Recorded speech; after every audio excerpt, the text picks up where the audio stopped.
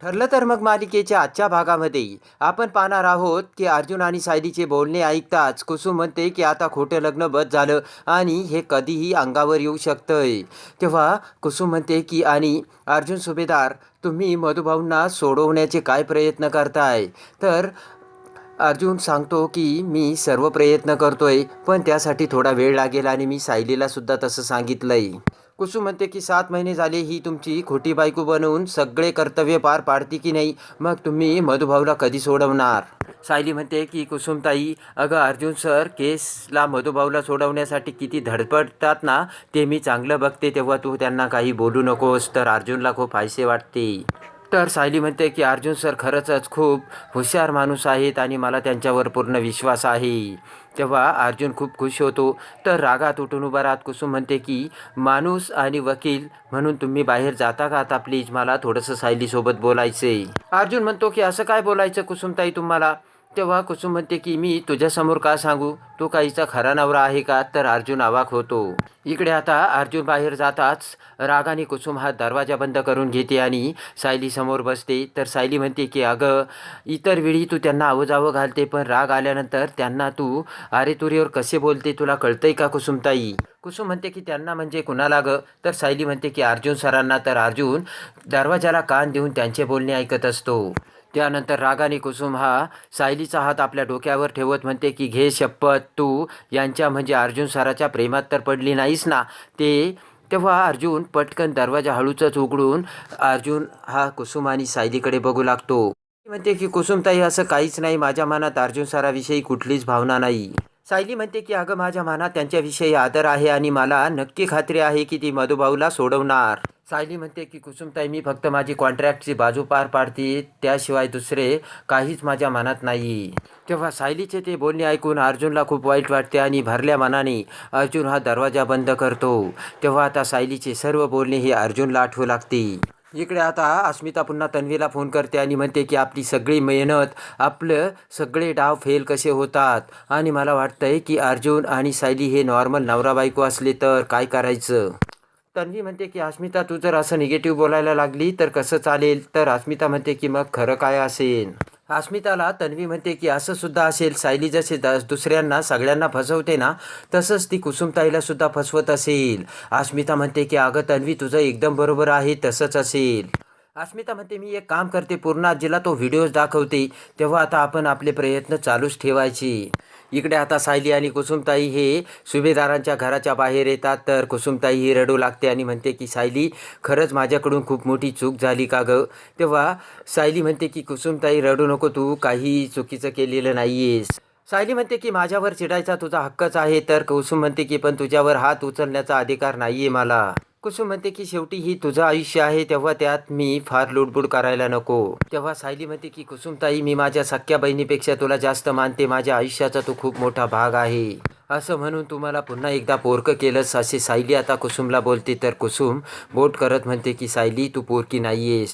कुसुम म्हणते की मी किती जरी चिडले ना तरी मी कुठे जाणार आहेस? तुझ्याशिवाय आणि मधुभाऊशिवाय मला कोण आहे का? असे म्हणत सायलीच्या डोळ्यात पाणी येते. तेव्हा कुसुम ही समजूत काढत म्हणते की सणासुदीच्या दिवशी चेहऱ्यावरती आनंद ठेवायचा असतो सायली. कुसुम म्हणते की ही दिवाळी तू आनंदात साजरी कर सायली. तर सायली म्हणते कशी आनंदात साजरी करू, कारण मला आश्रमाची आणि तुमची सतत आठवण येणार आहे. आपण सर्वांनी मिळून केलेली दिवाळी साजरी आणि मी केलेलं लक्ष्मीपूजन मी कशी विसरेन? हे सर्व मला आठवत राहणार असल्याचे सायली कुसुमला बोलते. कुसुम म्हणते खरं आहे, पण आश्रमातील ते दिवस गेले सायली, आता जेव्हा ते समोर आहे ते आपलं म्हणायचं, असे आता कुसुम सायलीला बोलते. सायली रडतच म्हणते की कुसुमताई, मी मुलांना भेटेलच ग, पण यावर्षी त्यांच्या अपेक्षा माझ्याकडून वाढलेल्या असतील. त्यांना वाटत असेल की सायलीताई आता मोठ्या घरची झाली, श्रीमंत झाली, तेव्हा आपल्याला कपडे लत्ते मिळतील असं ते विचार करत असतील. तर अर्जुन ते सर्व बोलणे ऐकत असतो. कुसुम म्हणते की काहीही बोलू नको सायली, तू जरी काही आणली नाही तरी मुले आनंदात राहतील. तेव्हा सायली म्हणते की तू आणि मुलं तर मला भेटतील, पण मी मधुभाऊशिवाय ही दिवाळी कशी साजरी करू? सायली म्हणते की दिवाळीच्या वेळेस मला असं वाटतंय की मधुभाऊ माझ्यासमोर उभे राहतील आणि मला फराळ मागतील आणि म्हणतील की साऊ फटाके वाजव बर का, पण सांभाळून हात नको भाजायला, असे म्हणत आता सायली ढसढसा रडू लागते. तर सायलीचा चेहरा आपल्या हातात घेत कुसुम म्हणते की ही दिवाळी जाऊ दे, पण पुढच्या दिवाळीला तू, मी, काका काकू, मुलं आणि मधुभाऊ सर्वजण आपण आपल्या एका घरात असू. हसतच सायली म्हणते की आपण सर्वजण एकत्र असू आणि पुढची दिवाळी मी माझ्या माणसासोबत साजरी करणार. असे म्हणत आता सायलीला मोठा आनंद झालेला असतो. इकडे आता पूर्णाजी घरामध्ये विचार करत असते की घरात बाळ येणार म्हणून मला सुद्धा आनंद झालेला होता आणि मला चांगली सोबत झालेली असते, पण आता ते सुद्धा नाही झालं. तेवढ्यात अस्मिता तिथे येत म्हणते की पूर्णाजी तू सुद्धा तोच विचार करते की जो मी करते. पूर्णाजी म्हणते काय बोलते अस्मिता. तर खाली बसत अस्मिता म्हणते की विचार करू करू माझं डोकं फुटायची वेळ आली. अस्मिता म्हणते की हे सगळं प्रेग्नन्सी प्रकरण खरं होतं की खोटं, ते नक्कीच नाटक असणार, असे आता अस्मिता पूर्णाजीला बोलते. अस्मिता म्हणते की प्रेग्नन्सी तर सोडच पूर्णाजी, पण मला वाटतंय अर्जुन आणि सायलीचं लग्नच नाही झालेलं. अस्मिता म्हणते की पूर्णाजी तुला कळतंय का, जेव्हा सायली ही प्रेग्नेंट आहे हे कळलं तेव्हा अर्जुन आणि सायलीला आनंदच झाला नव्हता. तुला त्यांचं एक्सप्रेशन बघायचं का त्यावेळचं, असे म्हणत अस्मिता आता पूर्णाजीला तो व्हिडिओ दाखवते. बारकाईने पूर्णाजी तो व्हिडिओ बघू लागते.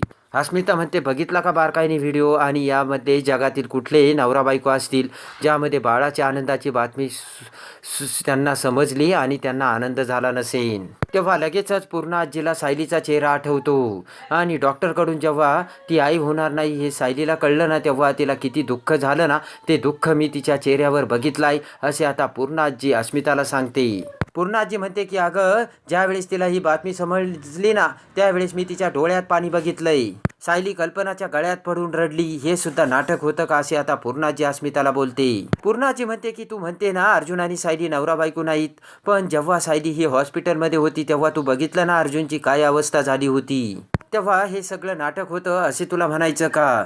तू काही जरी म्हटले ना अस्मिता तर मी तुझं ऐकणार नाहीये, असं आता पूर्णाजी ही अस्मिताला बोलते. पूर्णाजी म्हणते की अस्मिता माणसांचा खरेपणा ओळखायला शिका आणि तुमचा हा जो पोर खेळ चाललाय ना तो लगेचच थांबवा. तेव्हा अस्मिताला आता पूर्णाजीने तोंडावर पाडलेली असते.